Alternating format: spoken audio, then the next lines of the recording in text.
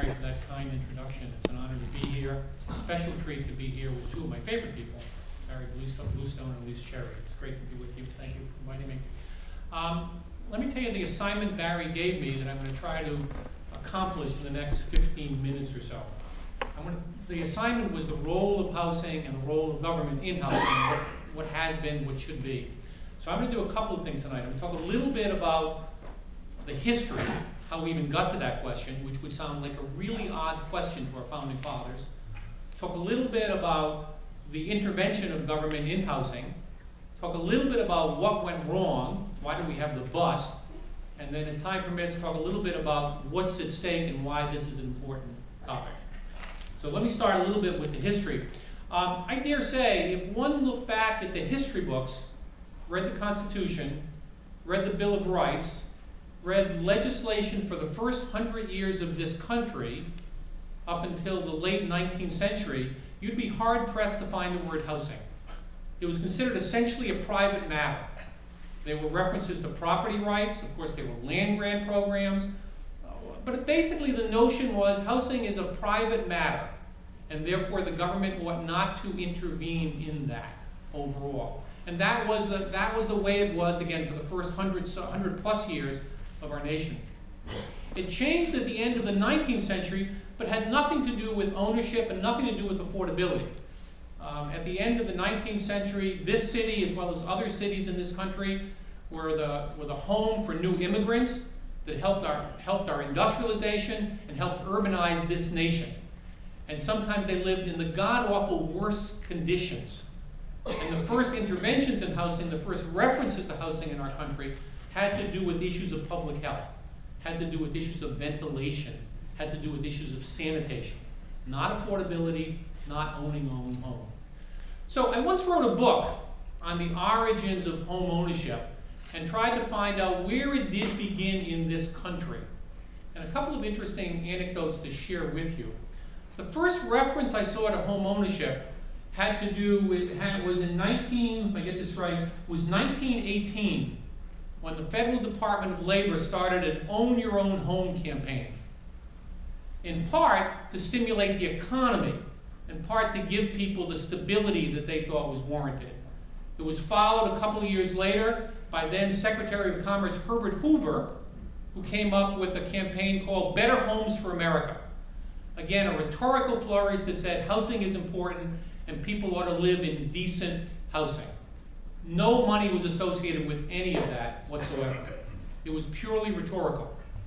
As an aside, some people talk about housing, home ownership being the quintessential American dream. I don't think so. When I wrote this book, I looked at cultures all over the world. And almost every culture, every country but one, was endorsing owning a home, was endorsing controlling your own destiny. So it was not all quintessential American by any means. It was an international notion of property rights and stability. So how and why did the government intervene? It had to do with the outgrowth of the Great Depression. When the Great Depression came and people lost their jobs, they also lost access to capital. There was no way they could finance a home, the purchase of the home, the building of the home. The system was broken. And indeed, what prompted the government, in my opinion, to get involved with housing was not that it was a good thing, but that the market had failed. And that the government needed to intervene to recreate that market. And intervene they did in a very, very big way. In the 1930s, they introduced a handful of programs that are still foundational to housing policy today. In 1934, they created the Federal Housing Administration, which introduced the concept of long-term fixed-rate mortgages. In 1938, they introduced the National Mortgage Association, which had to do with buying loans from banks to give them liquidity to make more loans. In 1932, they introduced the Federal Home Loan Bank System that eventually loaned money to banks so they could make mortgage loans. In 1937, they created the Public Housing Act that was the foundation for public housing authorities around this country. So there was a very large federal intervention in housing in the 1930s. Again, not with housing as a primary motivation, but a broken economy being the motivation. Well, those programs grew over time. And indeed, over time, they garnered more and more political support. And over time, housing and home ownership in particular were seen to have other benefits and other virtues that the government wanted to support. As we look back at that period of time from the 1930s up until the first decade of the 21st century, it is interesting to note, I think it's factually speaking, owning a home became the principal source of wealth creation for low and moderate individuals. There is research after research that says, if you own a home, your children will do better in school. If you own a home, you're more likely to vote in elections. If you own a home, you're more likely to be part of civic organizations. If you own a home, indeed, there are certain neighborhood benefits. Crime rates are lower. Test scores are higher. All these things were seen as appended and affiliated with home ownership. Well, we all know what happened in the beginning of this century. The housing bubble went burst, and all of a sudden owning a home didn't seem to be such a great idea anymore. Indeed, we found that people who owned a home now owed much more than their home was worth, and indeed that is the situation in the fact today. So I tried to think to myself, how did we go astray? What happened? How did something that was seen almost as a universal good, almost seen as something that was a success story for the government, how did that go awry? I think I understand what happened, though I don't stand here today to tell you I know why it happened. Somehow in the first decade of the 21st century, well, have you ever heard the expression about only dogs hear certain whistles? Somebody blew a whistle. I didn't hear it, but someone blew a whistle, and what it said was, homes are for buying and selling. Homes are for buying and selling. They're not for living in. They are financial transactions. They are investments. And once the dog blew that whistle, the housing market had all the characteristics of other investments, which is volatility, which is highs, which is lows, which is overinvesting, which is overvaluing, all the things that became part and parcel of the housing market and the bursting of the housing bubble. So here we are in 2011, the worst of times for the housing market. Barry talked about the report here in Boston. When I commented on the report, I said, as bad as it has been here in Massachusetts, it is much worse in other parts of the country. To date, over 4 million families have lost their homes. 2 million families today are in the foreclosure process.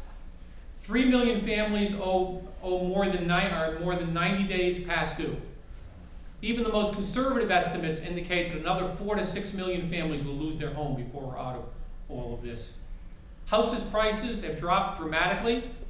From peak to trough, they're down over 30%. And again, in some parts of the country, they're down 50 and 60%.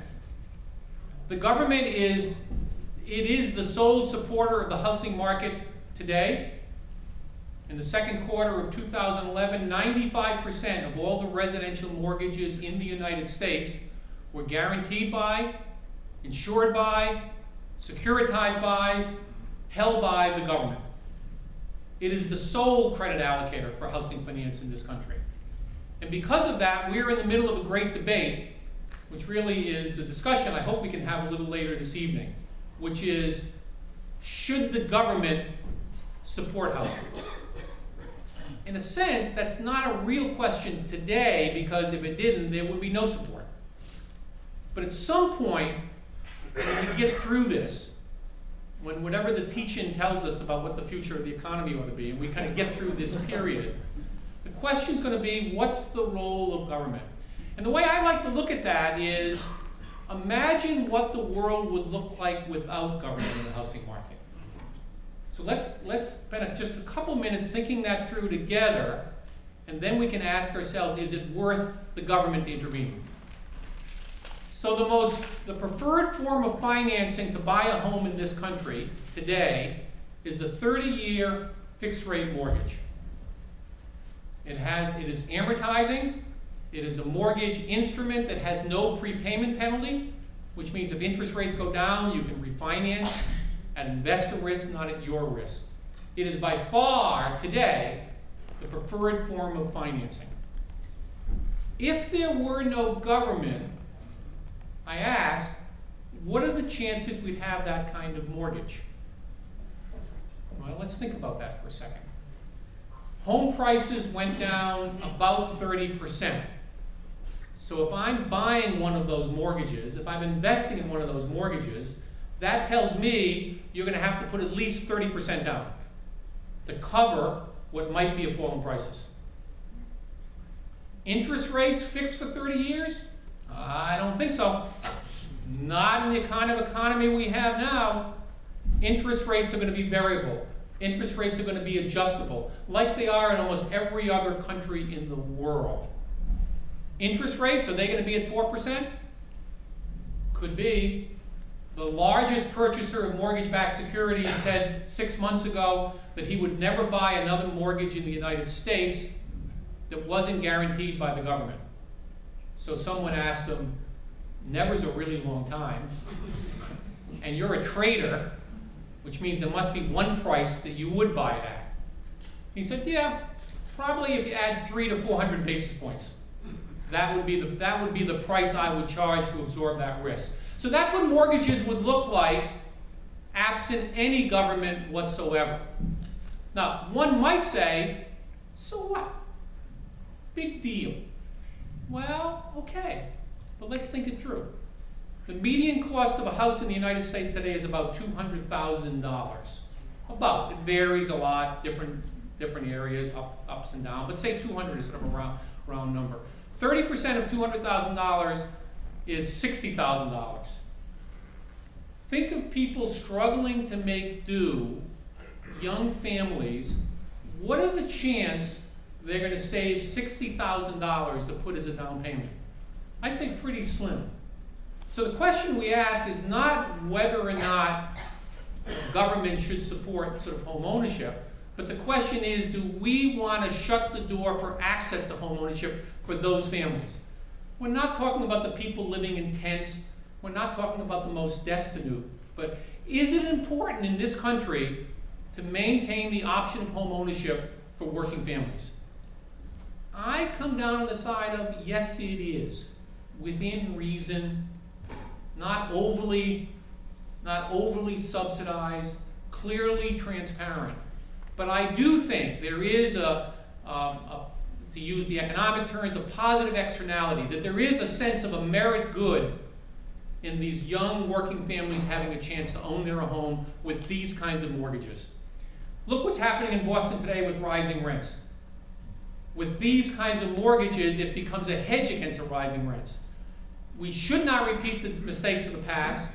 We should not think of buying a home as an investment. It's like buying a can of sardines that you then sell overall. But I think there is still some merit. So let's not throw out the proverbial baby with the bathwater.